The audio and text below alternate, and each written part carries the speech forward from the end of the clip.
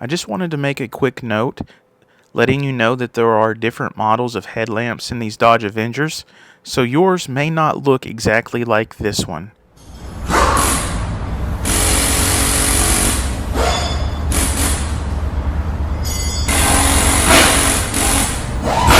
Welcome to another Garage Time with Goody, and today what we're going to be doing is we're going to be changing the map, or some people call it the dome lights, in this 2011 Dodge Avenger. Well, let's get to it. Today we are working on a 2011 3.6 liter Dodge Avenger. What we're going to be working on is these map lights. Some people call them the dome lights. And what's happening is these won't power off. It's like it's not making the clicking noise when you push them in, and it's not going off. So the first thing you want to make sure on the turn signal lever, you're going to want to make sure the setting is set to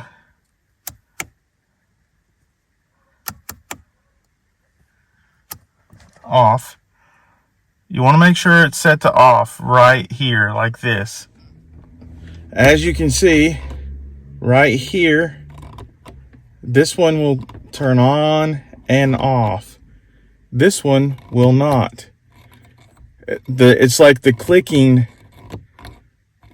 you can't hear it click, and as soon as you let go, it'll stay on. Here's what you do to take that down. I have a plastic spudger, or you can use a regular flathead screwdriver. Just don't hit it really hard. And what you do is you come to the front here and you pry this underneath and you pull this down, and then you push up to clear these little plastic forks, and then you'll see a wiring harness here.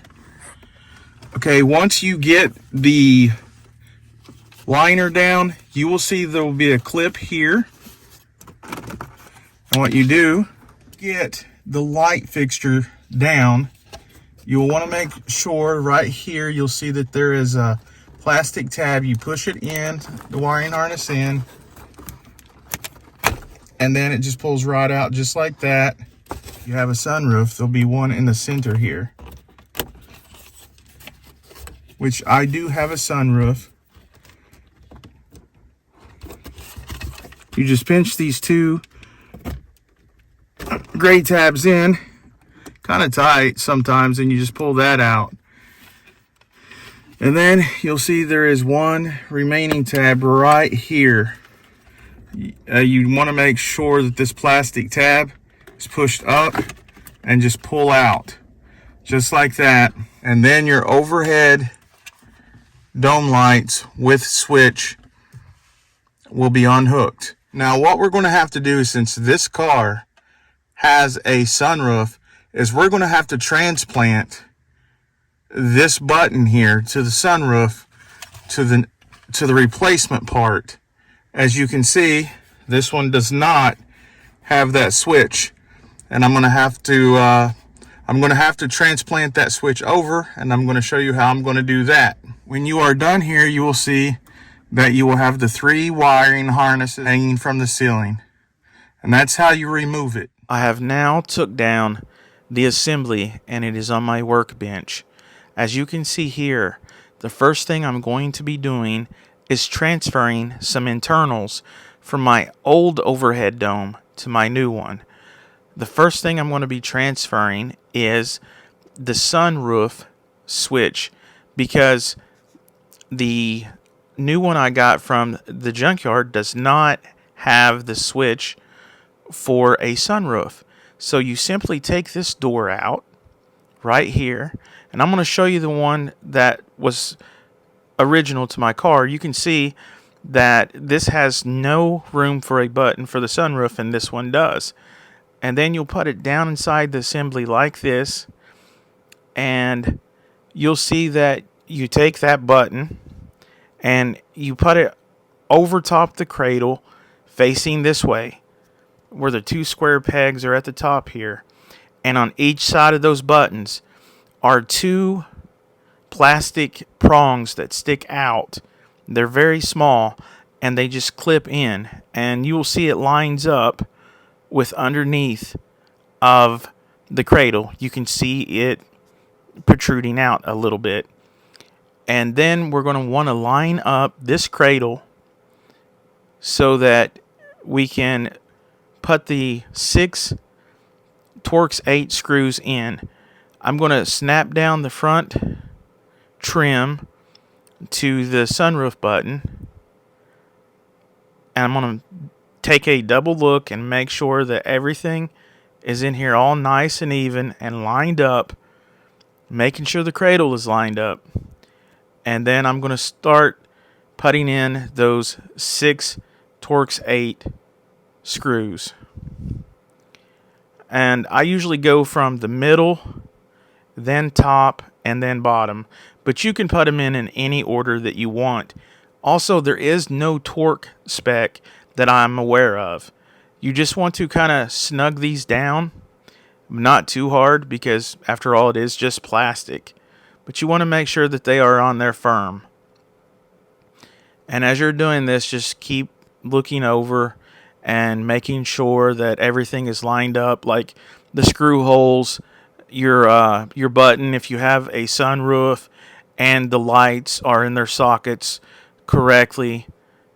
And then, like I said, there's going to be 6 of these Torx screws that goes back in there. And once they're in, it's going to look like this. It's going to look pretty similar to your old one, unless you got a color that did not match from a junkyard. You'll see there's the 2 plastic feet, and there's the plastic lip in the front, and that the sunroof button fits just perfect. Here's the 3 plug-ins for the wiring harnesses. 1, 2, and 3. And that's really all there is to it.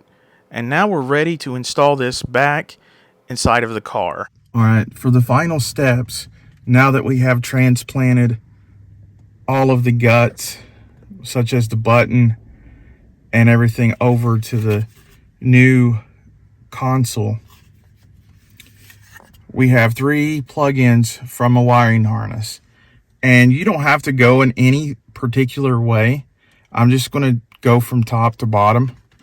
I'm going to take the first one, and you see these will only plug in one way, so you can't make a mistake and plug the wrong harness into the wrong plug-in. The next one's going to be the middle for the sunroof, and it just pushes in, and then you'll have the last one that pushes down just like that. We have this lip that's going to face the front, and we have these 2 forks. Well, this is what I call them, forks or plastic pegs. You put these plastic pegs up in there, and then if you look at the front of this thing, okay, then as you see the front, you'll hold this in. What you want to do is hold this slip in until you push it back enough, and then it goes up in there and it snaps right in. And as you can see, it's in there nice and firm now. And what happens is sometimes there are these little springs that are inside these lights that wear out. Now you could actually take these little lights apart, and if they're not corroded, you could possibly clean them up and bend them back. But I didn't want to mess with that since I had a junkyard close by. I just went and bought this whole console part for $10. So let's see if these work now. Let's see if they'll turn off. And there you go. That's how you fix that problem. You can look forward to more videos on this car, as there were a lot of electrical problems within the Dodge Avenger series that has to do with like turn signals and other things. Anyways, be looking for future videos on the Dodge Avenger. And that's all there is to it. I hope that you have enjoyed today's video, and if it helped you in any way, please smash that like button, consider subscribing to the channel, and until next time, I will see you later.